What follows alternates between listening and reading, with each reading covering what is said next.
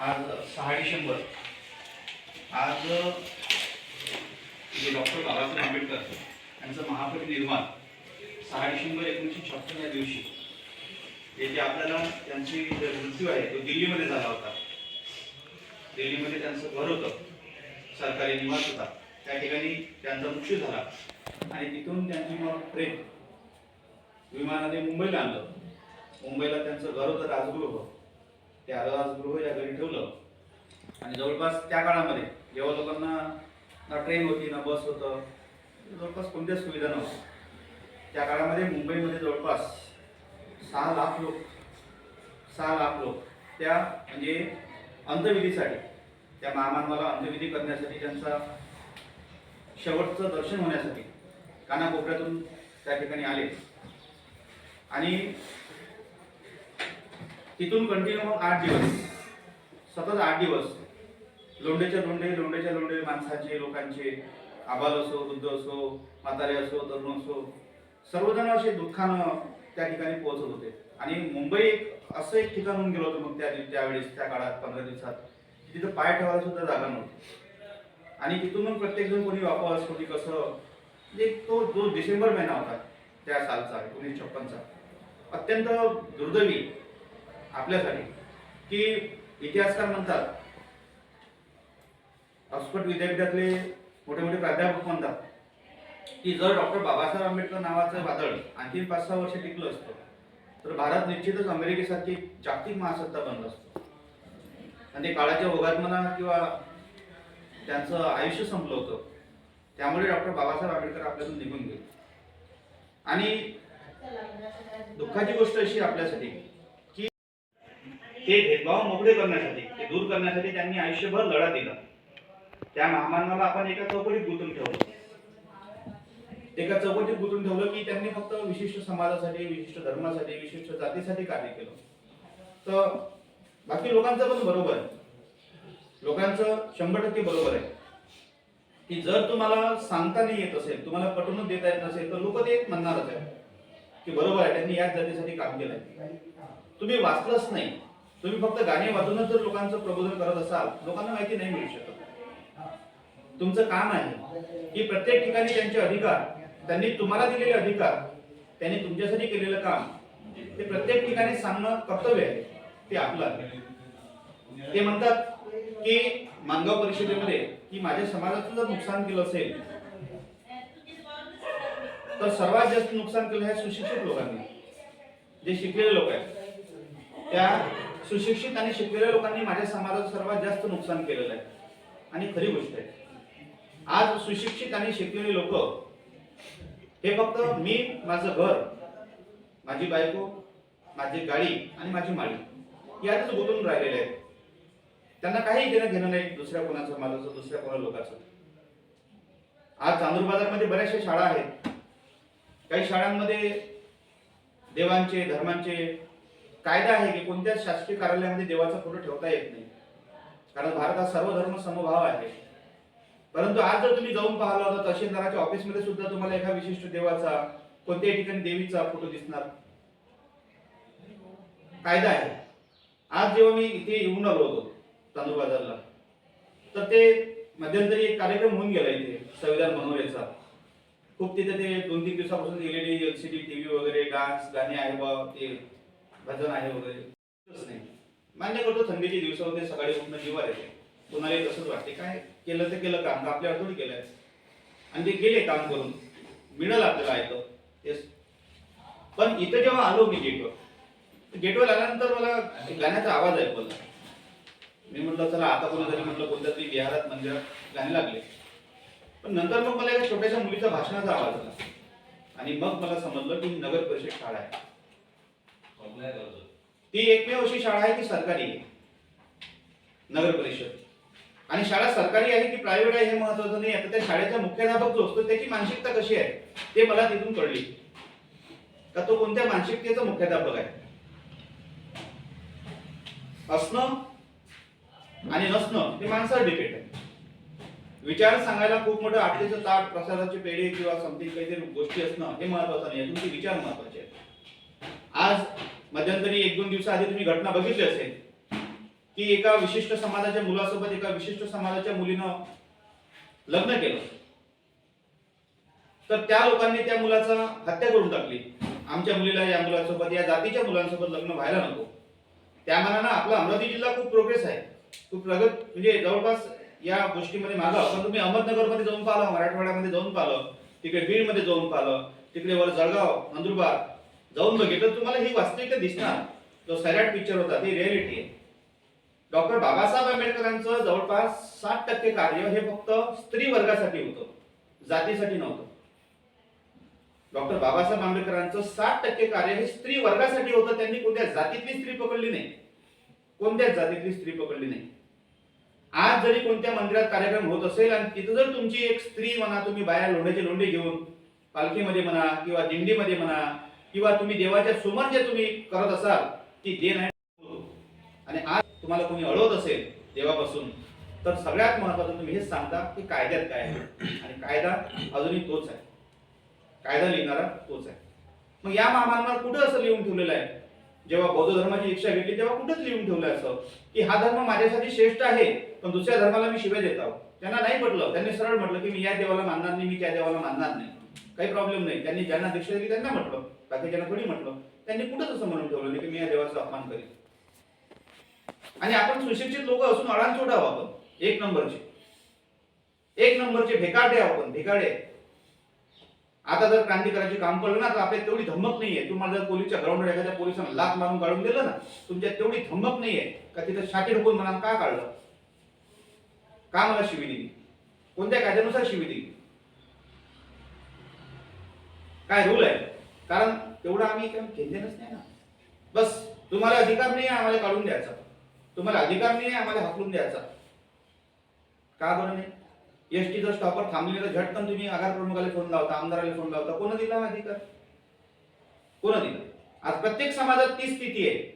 तर जीव तिथंच तुटते एका गोष्टीला, बाबासाहेबांचं नाव घेतलं का नाही लोकांचे डोळेच फिरतात. बस एकच समाज त्याच्या समोर येते.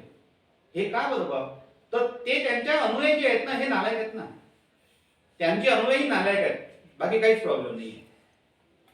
कोण नाहीये आज आपल्या इथे जेवढे काही तुम्ही मुलं आहेत, तुमचे प्रत्येकाचे स्टेटस आहेत डॉक्टर बाबासाहेब आंबेडकरांचे. कोणाचं कसं, कोणाचं तो पाहूनच रड येते, असं वाटतं की बाबा किती रडा. आणि जेव्हा वास्तविकता बोलायची वेळ येते तेव्हा लाजतात, जेव्हा दोन शब्द समोर सांगायची वेळ तेव्हा लाजतात. कोण चाटन का तुमच्या स्टेटसचे लोक? काय प्रेरणा भेटत तुमच्या स्टेटस पासून? काय भेटत प्रेरणा? स्टेटस ठेवले म्हणजे झाले का तुम्ही भारताचे नागरिक झाले का? डॉक्टर बाबासाहेब आंबेडकरांच्या प्रती तुमची जे काही फक्त शर्यत, माझं स्टेटस कसं चांगलं राहिलं पाहिजे, सगळ्यांपेक्षा माझं स्टेटस कसं टॉप राहिला पाहिजे. तू असे बाबासाहेब ठेवले का, मी चालणारे बाबासाहेब ठेवतो. तू हे ठेवले का, मी रडणारे ठेवतो. तू एवढे लोकांचं व्हिडिओ ठेवलं काय, मी तेवढ्या लोकांना ठेवतो. आणि संस्काराची गोष्ट करतो. काय घडतील तुमचे लेकरं? तुम्हीच तुमच्या जर धमक नाही तर काय करतील? त्यांच्या धमक होती म्हणून त्याची लेकरं हे बोलून राहिले. याच्या धमक नाही त्याचं लेकरं कुठं बोलणार आहे पुढं? अरे विचार करा, ज्या महामानवाचा पुतळा मरून किती वर्ष झाले, पण पुतळे बसवणं सुरूच आहे. पुतळे बसवणं सुरूच आहे. गावाखेड्यात नाही आहे, गावाखेड्यात तर परमिशन घ्यावं लागते. आज तरी तुम्ही म्हणता की नाही बा मला इथं पुतळा बसवायचा आहे, तर तुम्हाला पुतळा बसूच देत नाही पोलीस, सरकार बसूच देत नाही. पण त्या महामानवाचा पुतळा म्हणजे कुठं बसून राहिले? युनेस्को, जे ज्यामध्ये जगाचे जवळपास 196 देश सदस्य आहेत, त्या ठिकाणी फ्रंटवर त्यांनी त्यांच्या देशातला का नेता निवडला नाही? त्यांच्या देशाकडे नेते आटले का? आहे नाही का? का निवडला नाही त्यांच्या देशातला? असं काय बा ह्याच व्यक्तीच्या पुतळ्यात असं काय दडलंय का बा तिथं माथा टेकल्यावर आम्हाला पैसे भेटणार आहे, चांगले चांगले देव आहे, तो एकदम ख्रिश्चन लोकांचं वर्चस्व आहे त्यामध्ये. त्यांनी का बरं म्हटलं नाही आमचा क्रॉस लावू, आमच्या देवाचा फोटो लावू? का बरं ते अजूनही डॉक्टर बाबासाहेब आंबेडकरांची मागणी आहे? का मागतात ते डॉक्टर बाबासाहेब आंबेडकरांना? कारण भारतातल्या गद्यांना माहितच नाही त्याच्यामध्ये काय आहे, त्यांच्यामध्ये काय आहे ते आपल्याला समजतच नाही. तेच तर मोठा प्रॉब्लेम आहे. त्याने सरळ सांगितलंय, शिक्षण हे वाघिणीचे दूध आहे, जो पेना तो गुरगुरणार. आता इथं वाघिणीचे बच्चेच नाही आहेत, काय पेणार ते दूध? काय पेणार? पेपर वाटणारा, त्याला चालवायला सायकल नव्हती. बाप नामेडाचं काम करत होता, नाव चालवत होता. राहायला एक साधं घर होतं. समाज महत्वाचा नव्हता. आज भारताचा राष्ट्रपती बनवून टाकला, मिसाईल मॅन म्हणून नावाला चर्चेत आहे. त्याचा जन्मदिवस वाचन प्रेरणा दिन म्हणून साजरा करतात. आपल्या जन्मदिवसात किती लोक माहित नसते. डॉक्टर अमर्त्य सेन बुद्धिस्ट होते, धर्म घेऊन कधी चालले नाही. माझ्या डॉक्टर बाबासाहेब आंबेडकरांनी या भारताला आरबीआय भेट दिली. माझ्या डॉक्टर बाबासाहेब आंबेडकरांनी या देशाला पहिले अर्थशास्त्रातले पीएचडी धारक बनले. मी त्यांचा वंशज, मी त्यांचा अनुयायी, मला काहीतरी म्हणायचं आहे. आणि अर्थशास्त्रातला नोबेल मिळवला ना, अर्थशास्त्रातला नोबेल. ते वाघिणीचे बच्चे, आपण कायचे वाघिणीचे बच्चे. बस आपण फक्त तेवढंच, माझ्या आईला कोणी शिवाय दिली, मी मर्डर करतो, मी मारून टाकतो, झालं. एवढं वाघिणीचे बच्चे आपण.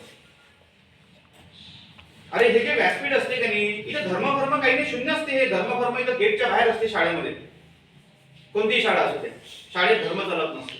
शाळेत फक्त शिक्षण चालत असते, समाज चालत असते. समाज म्हणजे कोण?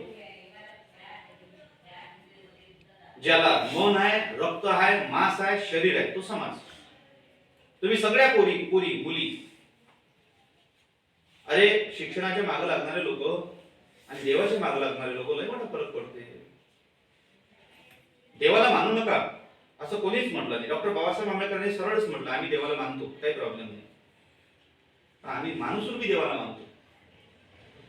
गाडगे बाबा काही दिलं नाही लोकांना, बस संदेश दिला स्वच्छतेचा, आरोग्याचा. कोणाच्या घरात फोटो देत नाही, समाजाच्या घरात फोटो नाही. शोकांतिक आहे. कोणाला माहिती नाही गाडगे बाबा कोणत्या समाजाचे. हा, हे मात्र नक्की आहे, ते उचलून धरणारे हेच आहे, 100% उचलून धरणारे हेच आहे, ते तुकडोजी महाराज. तुम्हाला एक व्यासपीठ मिळालं हक्काचं. तुम्ही तुमच्या हक्कासाठी, स्वतःच्या हक्कासाठी. ते ग्रेटा थेनबर्ग नावाची मुलगी होती, 14 वर्षाची मुलगी, पर्यावरणवादी मुलगी. ते मलाला युसुफ मुस्लिम समाजाची पोरगी 12व्या वर्षी झालं नोबेल भेटू शकते का? ज्या मुस्लिम समाजामध्ये मुलीला घराच्या बाहेर पडणं गुन्हा आहे, अशा मुलीला शाळेत जाऊ दिलं जात नाही आहे. त्या गावातले लोक आतंकवादी, अतिरेकी म्हणते, शाळा पाहिजे नाही पोरीले, आमच्या धर्माच्या खिलाफ आहे. ते पोरगी म्हणते, मी शाळा चालवून दाखवतो, मी माझ्या 12 पोरी घेऊन चालून दाखवतो. अशा जम्मू काश्मीर मध्ये ती मुलगी शाळा उघडते आणि ते निष्पाप मुलीवर ते अतिरेकी AK-47 न धडाधड गोळ्या चालवते. ते मुलगी वाचली पाहिजे याच्यासाठी इंग्लंड सारखा देश, युनायटेड नेशन प्रयत्न करते, जगातले 193 देश मदत करते. इतके पॉवर ते एज्युकेशन मध्ये आहे, शिक्षणामध्ये आहे. आणि त्या मुलीचा जन्मदिवस पूर्ण जगभर मलाला डे म्हणून साजरा करते. तिथं कुठे जात धर्म आळवाला. हा, ती मुस्लिम समाजाची आहे, तिला सगळ्यात लहान वयामध्ये नोबेल भेटून आला. हा, दुसरा आपला ओसामा बिन लादेन, तो पण मुस्लिम समाजाचा आहे. त्याच्या नावावर जवळपास 2000 लोकांची हत्या केली, त्यालाही मारून टाकलं ना. मग जर समाज घेतला असता लोकांनी, समाजाचं पाहिलं असतं, मग मुस्लिम समाजाला कशाला त्या मुलीला नोबेल दिला असता 12व्या वर्षी, सर्वात लहानव्या वर्षी?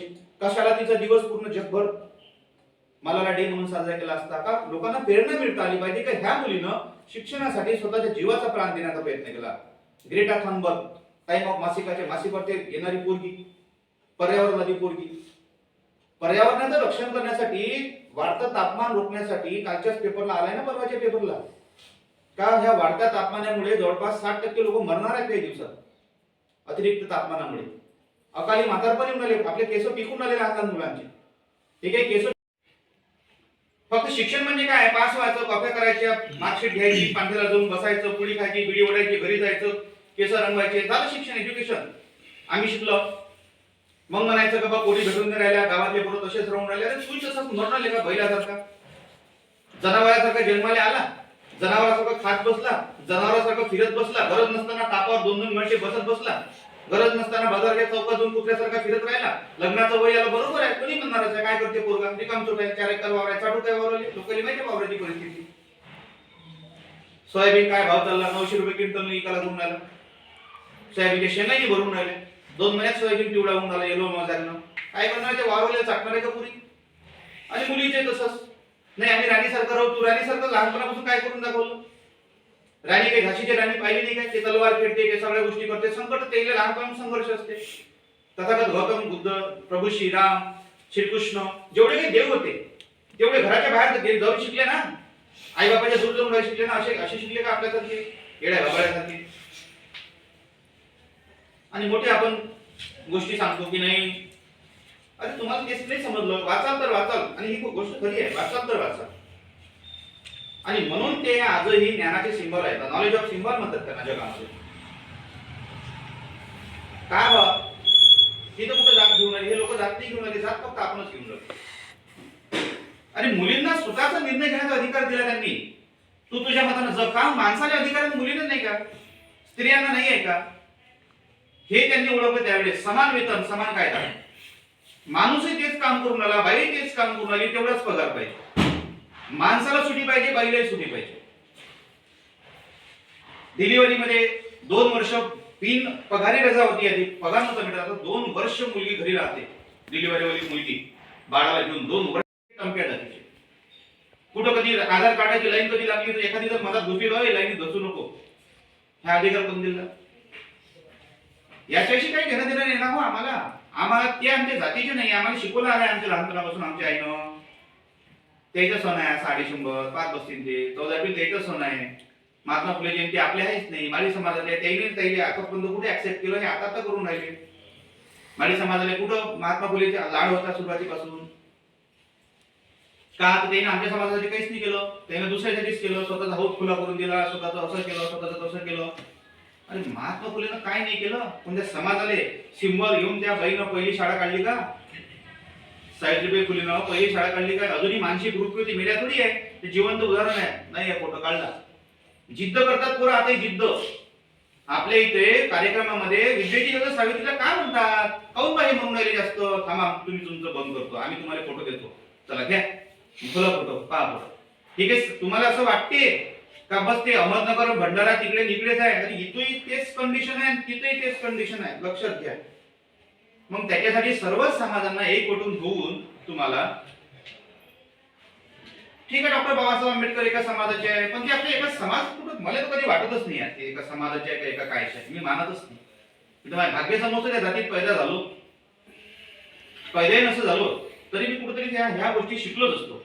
लहान लहान लेकरांचे संस्कार कोणीच कोणती माय सांगायला तयार नाही, बस हा यानं भेटते. अरे ते त्यांना ऐदी होतात रे बाबा, चमत्कारानं ऐदी होतात लेकर. तुम्ही ते चमत्कार सांगितले ना, त्यांना ऐदी होतात. संस्कार हे तुम्हाला डॉक्टर बाबासाहेब आंबेडकरांना वडील होते, वडील माय नव्हते, वडिलांना संस्कार दिले. छत्रपती शिवाजी महाराजांचे वडील द्यायला होते, आईनं संस्कार दिले. महात्मा फुलेंजवळ दोघंही नव्हते. मग तलाठी लागल्यानंतर तुम्ही असंच करणार का? तुमच्यापैकी कोणी ग्रामसेवक लागणार, तुमच्यापैकी कोणी पोलीस लागणार, मग असेच करणार का? आणि तुमच्यावर स्वतःवर अन्याय झाला तर कोण येणार आता तुम्हाला सोबत लढायला? सांगा बरं, कोणी येऊ नाही शकत. हे राजकीय लोक स्वतःची पोळी भाजतात, राजकीय लोक स्वतःची पोळी भाजतात. बघा आता अशाच कार्यक्रमामध्ये तुम्हाला येऊन थोडंसं काहीतरी तुमचं मनोबल उंचावण्यासाठी हे कार्यक्रम असतात. नाही तर बस बाकी गोष्टींमध्ये सगळं आपण पुढे आहोत, अशाच गोष्टीत का बरं मागावं? ठीक आहे, मग पेपरची फी जमा करा. इतकं बोलतो 1:15 वाजले, कारण ते महत्वाचं आपलं. आणि फक्त सर्वांनी 2 मिनिटं उभं राहायचं आहे आणि आपल्याला एक मौन श्रद्धांजली अर्पण करायची आहे डॉक्टर बाबासाहेब आंबेडकरांना.